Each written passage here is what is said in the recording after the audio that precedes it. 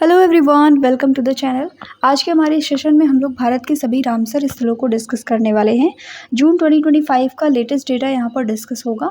Starting में हम लोग थ्योरी पोर्शन कवर करेंगे और उसके बाद लास्ट में क्वेश्चंस होंगे जो कि एग्जाम पॉइंट ऑफ व्यू से बहुत ही इंपॉर्टेंट होंगे। स्टार्ट करते हैं अपने फर्स्ट पॉइंट से। रिसेंटली 5 जून को जब पर्यावरण दिवस मनाया गया, इस अवसर पर राजस्थान के 2 वेटलैंड्स जो हैं इनको रामसर स्थलों की सूची में जोड़ा गया है। कौन कौन से वेटलैंड्स हैं? फलौदी में खीचन और उदयपुर में मेनार, इनको रामसर स्थलों की सूची में जोड़ा गया है, जिससे अब भारत में ऐसी आर्द्र भूमियाँ टोटल 91 हो चुकी हैं। बात करें अगर कि रामसर कन्वेंशन क्या है, तो 1971 में ईरान के रामसर शहर में एक कन्वेंशन हुआ था जिसपे कई देशों ने हस्ताक्षर किए। उसमें यह उद्देश्य रखा गया था कि विश्व की जो भी आर्द्र भूमियाँ हैं उनको संरक्षण दिया जाएगा। तो ऐसी संरक्षण के लिए जो भी संरक्षण जिन आर्द्र भूमियों की ज़रूरत है उनको रामसर सूची में शामिल किया जाएगा। तो भारत की 2 आर्द्र भूमियाँ और शामिल हुई हैं, फलौदी में खीचन और उदयपुर में मेनार। मेनार रामसर स्थल की अगर बात करें जो कि उदयपुर में लोकेटेड है, तो राजस्थान का एक अहम संरक्षण क्षेत्र है जिसे कन्वेंशन ने समुदाय नेतृत्व वाले संरक्षण का बेहतरीन उदाहरण माना है। यहाँ मेनार गांव के लोग सक्रिय रूप से संरक्षण कार्यों में भाग लेते हैं। अवैध शिकार और मछली पकड़ने पर रोक लगा करके वन्य जीव और जैव विविधता का संरक्षण करते हैं। दूसरी है खीचन रामसर स्थल जो कि फलौदी में है। ये उत्तरी थार रेगिस्तान यानी राजस्थान में जो थार का एरिया है वहाँ पर उत्तरी थार एरिया में स्थित है, जहाँ रात्रि नदी और विजय सागर तालाब 2 प्रमुख जल स्रोत हैं। यह क्षेत्र तटवर्ती आवास और झाड़ीदार भूमि के साथ अनोखा रेगिस्तानी पारिस्थितिकी तंत्र बनाता है। यह रेगिस्तानी पारिस्थितिकी तंत्र जो है सूखा प्रतिरोधी पौधों की प्रजातियों का समर्थन करता है, जो 150 से अधिक पक्षियों की प्रजातियों के लिए आवास प्रदान करते हैं। इंडिया के इम्पोर्टेंट रामसर साइट्स को यहाँ पर मैप में दिखाया गया है। जैसे जम्मू कश्मीर की कुछ इम्पोर्टेंट रामसर साइट्स हैं, सुरेन सागर मानसर लेक है, होकेरा वेटलैंड है, वुलर लेक है। हिमाचल प्रदेश में इम्पोर्टेंट रामसर साइट्स हैं पोंग डैम, चंद्रा, रेणुका लेक। इसी तरीके से उत्तर प्रदेश के इम्पोर्टेंट रामसर साइट्स यहाँ पर दिखाई गई हैं। तो हर एक स्टेट की इम्पोर्टेंट रामसर स्थल जो हैं इस मैप में आपको शो किए गए हैं। अब हम लोग बात करेंगे कि रामसर स्थल क्या है। देखिए, स्थलीय और जलीय पारिस्थितिकी प्रणालियों के बीच में जो एक संक्रमणकालीन भूमि होती है, ट्रांजिशन वाली, वहाँ पर जल आमतौर पर सतह पर होता है या फिर भूमि उथले पानी से ढकी हुई होती है। वेटलैंड्स को किडनीज ऑफ द लैंडस्केप कहा जाता है। लैंडस्केप की किडनी कहते हैं, यानी भूदृश्य के गुर्दे भी कहलाते हैं। अब हम लोग कुछ वेटलैंड्स के टाइप्स को डिस्कस करेंगे। जैसे तटीय आर्द्र भूमियों को अगर डिस्कस करें तो तटीय आर्द्र भूमियाँ जो हैं ये भूमि और खुले समुद्र के बीच के क्षेत्रों में पाई जाती हैं। जो तटरेखा, समुद्र तट, मैंग्रोव और प्रवाल भित्तियों की तरह नदियों से प्रभावित नहीं होते हैं। दूसरे होते हैं उथली झीलें और तालाब। ये वेटलैंड्स जो होते हैं स्थायी या फिर अर्धस्थायी पानी वाले क्षेत्र होते हैं जिसमें कम प्रवाह होता है। जैसे तालाब हो गए, स्प्रिंग पूल, साल्ट लेक, ज्वालामुखी क्रेटर, झीलें, ये सभी इसमें शामिल होती हैं। तीसरे होते हैं दलदल। जल से संतृप्त क्षेत्र होते हैं या फिर गीली मिट्टी की स्थिति के अनुकूल यहाँ पर जो जड़ी बूटियाँ या वनस्पतियाँ हैं इनकी विशेषता होती है। दलदल को आगे 2 टाइप से जाना जाता है, ज्वारीय दलदल और गैर ज्वारीय दलदल। तो तटीय भूमियाँ हो गई, उथली झीलें और तालाब हो गए, और तीसरे हो गए दलदल। इसी में चौथे हैं स्वैम्प्स। ये मुख्य रूप से सतही जल द्वारा पोषित होते हैं। यहाँ पर पेड़ व झाड़ियाँ भी पाई जाती हैं। मीठे पानी या फिर खारे पानी के बाढ़ के मैदानों में ये पाए जाते हैं, स्वैम्प्स कहते हैं इनको। बॉक्स होते हैं दलदल, पुराने झील, घाटियाँ या फिर भूमि में जलभराव वाले जो गड्ढे होते हैं, इनमें लगभग सारा पानी वर्षा के दौरान जमा होता है। मुहाना, जहाँ नदियाँ समुद्र से मिलती हैं वहाँ जैव विविधता का एक अत्यंत समृद्ध मिश्रण देखने को मिलता है। मुहाना होता है जहाँ पर नदियाँ मिलती हैं समुद्र से, जैसे गोदावरी रिवर है, कावेरी, कृष्णा, ये सभी जो है बंगाल की खाड़ी में गिरती हैं, या गंगा और ब्रह्मपुत्र का पानी पूरा गिरता है। तो ये जो इनका मुहाना होता है वहाँ पर बहुत ज़्यादा बायोडाइवर्सिटी में देखने को मिलती है। तो ये वेटलैंड्स जो होते हैं इनमें डेल्टा, ज्वारी, मडफ्लैट्स और नमक के दलदल शामिल होते हैं। रामसर कन्वेंशन की अगर हिस्ट्री की बात करें तो रामसर कन्वेंशन हुआ था 2 फरवरी 1971 में। ईरान का रामसर सिटी है, वहाँ पर ये अस्तित्व में आया था। ये एक इंटरनेशनल इम्पोर्टेंस की जो वेटलैंड्स हैं उनको संरक्षित करने के उद्देश्य से विश्व के राष्ट्रों के बीच पहली संधि थी। ये संधि विश्व स्तर पर हो रहे आर्द्र भूमियों के नुकसान को रोकने और उनको संरक्षित करने की दिशा में प्रयासरत है कि जितने भी वेटलैंड्स हैं उनको संरक्षित किया जाए, उनको बचाया जा सके। इसके लिए कन्वेंशन साइन हुआ था। अगर बात करें कि इंडिया इस कन्वेंशन में कब शामिल हुआ, तो 1 फरवरी 1982 में इंडिया इसमें शामिल हुआ था। स्टार्ट कब हुई थी ये, तो इसमें जो है अस्तित्व में ये आई थी 1971 में। विश्व आर्द्रभूमि दिवस की बात करें तो 2 फरवरी को वर्ल्ड वेटलैंड्स डे जो है सेलिब्रेट किया जाता है। 1971 में ईरान के शहर रामसर में कैस्पियन सी के तट पर आर्द्रभूमि पर ये कन्वेंशन जो है अपनाया गया था। इसी उपलक्ष्य में 2 फरवरी को हम लोग वर्ल्ड वेटलैंड्स डे सेलिब्रेट करते हैं। पहली बार ये 1997 में मनाया गया, 16 वर्ष पूरे होने पर मनाया गया था। इसी के साथ एक और इम्पॉर्टेंट पॉइंट है, देखिए इंदौर और उदयपुर जो हैं भारत के शहर, ये दो ऐसे शहर हैं जो रामसर कन्वेंशन ऑन वेटलैंड्स के तहत मान्यता प्राप्त वेटलैंड सिटी की वैश्विक सूची में शामिल हुए हैं। इन दोनों शहरों को पर्यावरण, वन और जलवायु परिवर्तन मंत्रालय के द्वारा नामित किया गया है। इंदौर की सिरपुर झील को अगर डिस्कस करें तो ये रामसर साइट के रूप में मान्यता प्राप्त झील है। जल पक्षी संगम क्षेत्र में महत्वपूर्ण है। पक्षी अभयारण्य के रूप में इसको विकसित किया जा रहा है। उदयपुर में 5 प्रमुख वेटलैंड्स हैं, पिछोला, फतेह सागर, रंग सागर, स्वरूप सागर और दूधतलाई। शहर की संस्कृति, पहचान और माइक्रो क्लाइमेट विनियमन में इनका महत्वपूर्ण योगदान है। इंदौर और उदयपुर ही क्यों चुने गए? देखिए इंदौर जो है ये स्वच्छ भारत अभियान में उत्कृष्ट प्रदर्शन के लिए जाना जाता है। जल निकायों के संरक्षण और पुनर्वास के लिए भी कई पहलें जोड़ी गई हैं इंदौर की। उदयपुर जो है झीलों की नगरी के रूप में प्रसिद्ध है। झीलों के संरक्षण में उदयपुर का प्रमुख योगदान है। पारंपरिक ज्ञान और आधुनिक तकनीक का उपयोग करके झीलों का पुनर्जीवन यहाँ पर किया गया है, इसलिए इंदौर और उदयपुर को चुना गया। यूनेस्को ने 2015 में रामसर कन्वेंशन की 12वीं कॉन्फ्रेंस ऑफ पार्टीज में वेटलैंड सिटी मान्यता कार्यक्रम की स्टार्टिंग की थी, जिसका उद्देश्य था उन शहरों को सम्मान और स्वीकार्यता प्रदान करना जो अपने संवेदनशील पारिस्थितिकी तंत्र के संरक्षण में प्रतिबद्ध हैं। और उसी श्रृंखला में भारत के इंदौर और उदयपुर शहर जो हैं चुने गए थे। संयुक्त राष्ट्र शैक्षिक, वैज्ञानिक एवं सांस्कृतिक संगठन, जिसे यूनेस्को कहते हैं, अगर यूनेस्को को डिस्कस करें तो ये एक संयुक्त राष्ट्र की एक विशेष एजेंसी है, यूएन एजेंसी। इसकी स्थापना हुई थी 16 नवंबर 1945 में और इसका मुख्यालय पेरिस, फ्रांस में है। महानिदेशक ऑड्रे अजोले हैं। उद्देश्य क्या है? शिक्षा, विज्ञान और संस्कृति के माध्यम से देशों के बीच में आपसी समझ और सहयोग को मजबूत करना। 1981 से 2025 तक भारत के सभी 91 रामसर साइट्स को डिस्कस करते हैं। 91 रामसर साइट्स इंडिया में करंटली हो चुके हैं। चिल्का झील जो है इसको 1981 में मान्यता दी गई थी रामसर साइट के रूप में, उड़ीसा राज्य से बिलोंग करती है। केवला देवखाना नेशनल पार्क जो है ये राजस्थान से है। वुलर लेक 1990 में जम्मू कश्मीर की है। लोकटक लेक जो है मणिपुर की है। 1990 में इसको रामसर साइट के रूप में मान्यता मिली। हरिके झील 1990 पंजाब की है। सांभर झील जो है ये राजस्थान की है। 1990 में रामसर साइट्स के रूप में शामिल किया गया। कंजली झील 2002 में पंजाब में। रोपड़ झील ये भी 2002 में पंजाब। कोलेरू झील, दीपोर बिल और पोंग बांध झील, अष्टमुड़ी झील, इसके अलावा में सस्तम कोटा झील और विमनाट कोल वेटलैंड, ये सभी 2002 में शामिल की गई। डिफरेंट स्टेट्स की हैं, जैसे रोपड़ जो है ये पंजाब की है। कोलेरू झील आंध्र प्रदेश की, दीपोर बिल जो है असम की है, पोंग बांध झील हिमाचल प्रदेश की है और ये तीनों झीलें केरला से बिलोंग करती हैं। शो मोरिरी जो है लद्दाख से है। भोज आर्द्रभूमि जो है ये है मध्य प्रदेश की। भीतरकनिका मैंग्रोव उड़ीसा से हैं। पॉइंट कैलिमरे वन्यजीव पक्षी अभयारण्य ये तमिलनाडु का है। पूर्व कोलकाता आर्द्रभूमि जो है पश्चिम बंगाल की है। चंद्रताल आर्द्रभूमि हिमाचल प्रदेश से है। रेणुका आर्द्रभूमि 2005 में ऐड की गई हिमाचल प्रदेश में। होकरसर आर्द्रभूमि जो है ये जम्मू कश्मीर की है। सुरिनसर मानसर जम्मू कश्मीर। रुद्र सागर झील त्रिपुरा। ऊपरी गंगा नदी जो है ये उत्तर प्रदेश, ये भी रामसर साइट में शामिल किया गया 2005 में। नल सरोवर पक्षी विहार गुजरात। सुंदरबन आर्द्रभूमि पश्चिम बंगाल। नांदूर मधमहेश्वर जो है ये महाराष्ट्र। नवाबगंज पक्षी विहार उत्तर प्रदेश। सरसई नावर झील उत्तर प्रदेश। व्यास संरक्षण रिजर्व जो है पंजाब।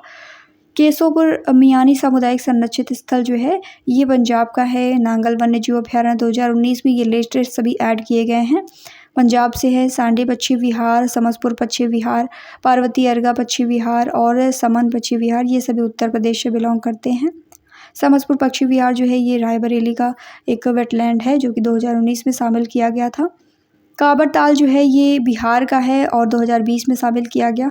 आसन संरक्षित स्थल जो है ये भी 2020 का है, उत्तराखंड राज्य से बिलोंग करता है, 2020 में शामिल किया गया।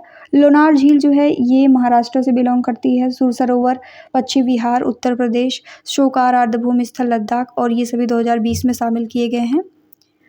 थोल झील वन्यजीव अभ्यारण्य जो है गुजरात, वधवाना आर्द्रभूमि गुजरात, खिजड़िया जो है ये भी गुजरात, भंडावास हरियाणा, सुल्तानपुर नेशनल पार्क हरियाणा, बखीरा वन्यजीव अभ्यारण्य उत्तर प्रदेश, कुथनकुलम पश्चिम बिहार जो है तमिलनाडु से, पाला आर्द्रभूमि मिजोरम, हैदरपुर आर्द्रभूमि जो है उत्तर प्रदेश की है, सतकोसिया गॉर्ज उड़ीसा, रंगनथिट्टू पश्चिम बिहार कर्नाटका, शाके सागर मध्य प्रदेश, शिरपुर आर्द्रभूमि मध्य प्रदेश, मन्नार की खाड़ी तमिलनाडु की, करिकिली पश्चिम बिहार जो है ये तमिलनाडु से है, पल्ली करनई दलदल संरक्षित वन जो है तमिलनाडु, पिचावरम मैंग्रोव तमिलनाडु।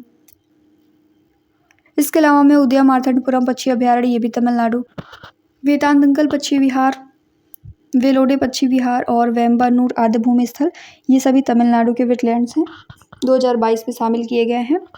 नंदा झील गोवा से बिलोंग करती है। हेगम आर्द्रभूमि संरक्षित स्थल जो है जम्मू कश्मीर का है। सालबुग आर्द्रभूमि संरक्षित स्थल जो है जम्मू कश्मीर का है। यशवंत सागर मध्य प्रदेश, थाड़े क्रीक महाराष्ट्र, अंसुपा झील उड़ीसा, हीराकुंड जलाशय उड़ीसा, तामपारा झील जो है उड़ीसा, चित्रागुंडी पश्चिम बिहार तमिलनाडु। इसके अलावा में कंजीरनकुलम पश्चिम बिहार तमिलनाडु, सुचिंद्रम थेरूर आर्द्रभूमि स्थल तमिलनाडु का है, वुडुवर पश्चिम बिहार भी है। और इसके अलावा में अघनाशिनी नदी मुहाना ये कर्नाटका के हैं। अंक समुद्र पक्षी संरक्षित स्थल 2023 में शामिल किया गया, कर्नाटका में है। मगादी केरे संरक्षित स्थल ये भी कर्नाटका में है। कराईवट्टी पक्षी विहार जो है तमिलनाडु, लोंगवुड 16 संरक्षित वन तमिलनाडु, नंजरायल पक्षी अभ्यारण्य तमिलनाडु 2024 में शामिल किया गया। काजूवेली पक्षी अभ्यारण्य तमिलनाडु, तवा जलाशय ये मध्य प्रदेश का है, 2024 में शामिल किया गया। अब इम्पॉर्टेंट 2025 के ध्यान में रखेंगे। 2025 का पहला जो वेटलैंड है सिक्किम का ऐड किया गया, खेचेओपलरी झील। उधवा झील पक्षी अभ्यारण्य झारखंड से बिलोंग करता है, ये भी 2025 में ऐड किया गया। सक्कराकोटई पक्षी अभ्यारण्य 2025 तमिलनाडु का है और थेथंगल पक्षी अभ्यारण्य तमिलनाडु का 2025 में ऐड किया गया। ये लेटेस्ट ऐड किए गए हैं। खीचन जो है राजस्थान का 2025 में ऐड किया गया और मिनार है राजस्थान का, ये भी 2025 में ऐड किया गया है। ये लेटेस्ट डेटा यहाँ पर पूरा हम लोगों ने डिस्कस किया लिस्ट में कि कौन कौन से रामसर स्थल हैं भारत के और कौन से राज्य से बिलोंग करते हैं। अब हम लोग क्वेश्चंस को डिस्कस करेंगे जो एग्जाम पॉइंट ऑफ व्यू से बहुत ही इंपॉर्टेंट होंगे। राजस्थान के 2 आर्द्रभूमियों को रामसर स्थलों की सूची में शामिल किए जाने के बाद भारत में रामसर स्थलों की संख्या वर्तमान में कितनी हो गई है? तो इंडिया में करंटली 91 रामसर साइट्स हो गई हैं। विश्व पर्यावरण दिवस के अवसर पर यानी 5 जून को राजस्थान के 2 आर्द्रभूमियों को जोड़ा गया। फलौदी में खीचन और उदयपुर में मिनार, इनको रामसर स्थलों की सूची में जोड़ा गया है, जिससे भारत में अब टोटल रामसर साइट्स हो गई हैं 91। विश्व आर्द्रभूमि दिवस 2025 ये किस दिन मनाया गया है? वर्ल्ड वेटलैंड्स डे सेलिब्रेट किया गया है 2 फरवरी को और इसकी थीम रही है 2025 में हमारे साझा भविष्य के लिए आर्द्रभूमियों का संरक्षण, protecting wetlands for our common future. Bharat में सबसे अधिक रामसर स्थल किस राज्य में है? तो highest number of Ramsar sites जो है तमिलनाडु में है। तमिलनाडु में टोटल 20 रामसर साइट्स हैं और भारत में सबसे अधिक रामसर स्थलों वाला राज्य है। 10 रामसर स्थलों के साथ उत्तर प्रदेश को दूसरा स्थान प्राप्त है। खेचेओपलरी वेटलैंड किस राज्य में स्थित है? तो ये वेटलैंड जो है लोकेटेड है सिक्किम में। इसको हाल ही में रामसर साइट्स में ऐड किया गया है। ये सिक्किम की पहली आर्द्रभूमि है, ध्यान में रखेंगे। मूल रूप से खाज और पलरी के नाम से जानी जाने वाली, जिसका अर्थ है पद्म संभव का स्वर्ग, ये झील पश्चिमी सिक्किम में खेचेओपलरी गांव के पास में स्थित है। बौद्धों और हिंदुओं दोनों द्वारा इसको पवित्र स्थान माना गया है और ऐसा माना जाता है कि यहाँ पर मनोकामना पूर्ण होती है। ये झील रामम जलग्रहण पानी क्षेत्र से जो है पानी लाती है, जिसका नाम रामम पर्वत के नाम पर रखा गया है। उधवा झील ये किस राज्य में स्थित है? उधवा झील लोकेटेड है झारखंड में। झारखंड का जो साहिबगंज जिला है वहाँ पर ये अभ्यारण्य गंगा नदी के बाढ़ क्षेत्र में शामिल है। ये झारखंड की पहली आर्द्रभूमि है। इंपॉर्टेंट पॉइंट्स पे ध्यान रखेंगे। इसमें 2 परस्पर जुड़े हुए जल निकाय पटौदा और बरहेल शामिल हैं, जो कि एक जल चैनल के द्वारा जोड़े गए हैं। महत्वपूर्ण पक्षी क्षेत्र IBA के रूप में मान्यता प्राप्त ये अभ्यारण्य जो है पक्षी आवास संरक्षण के लिए इम्पॉर्टेंट हो जाता है। भारत में पहला रामसर स्थल कौन सा था? इंपॉर्टेंट क्वेश्चन है। Which was the first Ramsar site in India? India का पहला रामसर साइट जो है चिल्का झील और केवलादेव राष्ट्रीय उद्यान था। चिल्का झील जो कि ओडिशा में लोकेटेड है, और इसी के साथ साथ केवलादेव राष्ट्रीय उद्यान, ये राजस्थान का नेशनल पार्क है। इनको पहले रामसर स्थल के रूप में शामिल किया गया था। विश्व में सबसे अधिक रामसर स्थल जो है कौन से देश में हैं? तो सबसे ज़्यादा रामसर स्थल हैं यूनाइटेड किंगडम में। वर्तमान में भारत जो है एशिया में सर्वाधिक रामसर स्थलों वाले देश के साथ ही यूके जो है वहाँ पर 176 हैं, और इसी के साथ साथ मैक्सिको में 144 हैं। इसके बाद तीसरा स्थान जो है वो इंडिया का है। करंटली यहाँ पर 91 रामसर साइट्स हो चुकी हैं 2 ऐड होने के बाद। भारत में रामसर कन्वेंशन कब लागू हुआ? तो इंडिया में रामसर कन्वेंशन जो है लागू हुआ था 1982 में। 1982 में इंडिया ने इसमें साइन किए थे। रामसर कन्वेंशन का मुख्य उद्देश्य क्या है? तो इसका प्राइमरी ऑब्जेक्टिव है आर्द्र भूमियों का संरक्षण करना और उनका बुद्धिमानीपूर्ण उपयोग करना। रामसर कन्वेंशन को किस और नाम से जाना जाता है? तो इसको अंतर्राष्ट्रीय आर्द्र भूमि संरक्षण संधि के नाम से भी जानते हैं।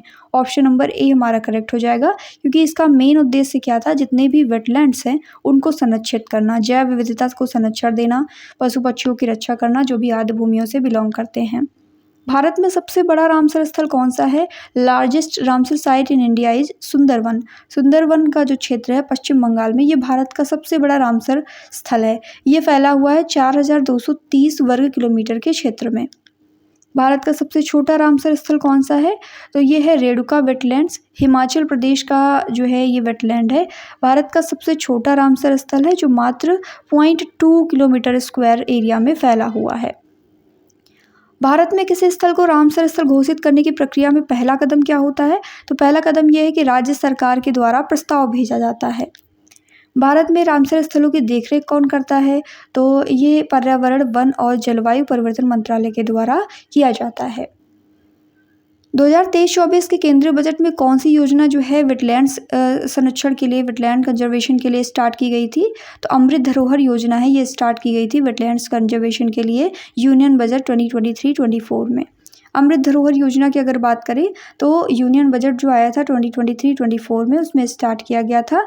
इसका उद्देश्य है अगले 3 वर्षों में आर्द्र भूमि उपयोग को अनुकूलित करना। Which of the following is a major programme related to wetland conservation? आर्द्र भूमि संरक्षण से संबंधित प्रमुख कार्यक्रम कौन सा है? आर्द्र भूमि कायाकल्प कार्यक्रम, ये रिलेटेड है वेटलैंड से। 2020 में ये स्टार्ट किया गया था। इसका उद्देश्य था पूरे भारत में 500 से अधिक आर्द्र भूमियों का कायाकल्प करना। आर्द्र भूमि संरक्षण और प्रबंधन नियम 2017, इसका मुख्य उद्देश्य क्या है? Wetlands conservation and management rules 2017, इसका प्राइमरी ऑब्जेक्टिव है राज्य स्तर पर यानी स्टेट लेवल पर जो भी वेटलैंड्स प्रबंधन है उसको बढ़ावा देना। भारत की आर्द्र भूमि पोर्टल किस वर्ष लॉन्च किया गया था? तो भारत में आर्द्र भूमि पोर्टल लॉन्च किया गया था 2021 में। भारत की आर्द्र भूमि पोर्टल की अगर बात करें तो इसे पर्यावरण, वन और जलवायु परिवर्तन मंत्रालय के द्वारा 2021 में लॉन्च किया गया। इंडिया की जितनी भी वेटलैंड्स हैं उनके बारे में डिटेल में एक्सप्लेनेशन करता है ये पोर्टल। आर्द्र भूमि संरक्षण और प्रबंधन केंद्र की स्थापना किस अवसर पर की गई थी? Wetlands conservation and management, centre for wetlands conservation and management, इसका जो इस्टेब्लिशमेंट है ये हुआ था विश्व आर्द्र भूमि दिवस के अवसर पर। 2021 में इसकी स्थापना हुई थी। केंद्र आर्द्र भूमि संरक्षण में अनुसंधान आवश्यकताओं और ज्ञान अंतराल को संबोधित करने पर केंद्रित है। आर्द्र भूमि कायाकल्प कार्यक्रम जो है ये किस वर्ष से स्टार्ट किया गया था? तो ये स्टार्ट किया गया था 2020 में। और किसके द्वारा स्टार्ट किया गया था? तो पर्यावरण, वन एवं जलवायु परिवर्तन मंत्रालय के द्वारा शुरू किया गया। 500 से अधिक आर्द्र भूमियों का कायाकल्प करने का उद्देश्य था। राष्ट्रीय वन्यजीव कार्य योजना 2017 से 2031, इसका प्रमुख लक्ष्य क्या है? तो इसका प्राइमरी फोकस है आर्द्र भूमियों सहित जलीय पारिस्थितिकी तंत्र का संरक्षण करना। मिशन सहभागिता, ये किस पहल के तहत जो है स्टार्ट किया गया था? तो ये लॉन्च किया गया था आज़ादी के अमृत महोत्सव पहल के तहत। इंदौर और उदयपुर को हाल ही में किस वैश्विक सूची में शामिल किया गया है? So Indore and Udaipur they recently included in which global list? तो ये रामसर वेटलैंड की जो सिटी सूची होती है उसमें शामिल किए गए हैं। भारत के 2 शहर हैं, कौन कौन से हैं? इंदौर है और साथ में उदयपुर है। ठीक है, इंदौर और उदयपुर, इनका नाम ध्यान में रखेंगे। यूनेस्को द्वारा वेटलैंड सिटी मान्यता कार्यक्रम की शुरुआत कब की गई थी? तो इसकी शुरुआत 2015 में की गई। उदयपुर को किस कारण से वेटलैंड सूची में, वेटलैंड की जो सिटी सूची है इसमें शामिल किया गया? क्योंकि झीलों के संरक्षण में उदयपुर का महत्वपूर्ण योगदान है। इसी के साथ आज की हमारी क्लास जो है यहीं पर एंड होती है। वीडियो कैसी लगी कमेंट में ज़रूर बताएं। अपने दोस्तों के साथ में इसे शेयर करें और अगर चैनल पर नए हैं तो सब्सक्राइब करके बेल आइकन को प्रेस करना ना भूलें, ताकि जो भी इंफॉर्मेटिव कंटेंट अपलोड किया जाता है उसकी नोटिफिकेशंस सबसे पहले आपको मिल सकें। Thank you.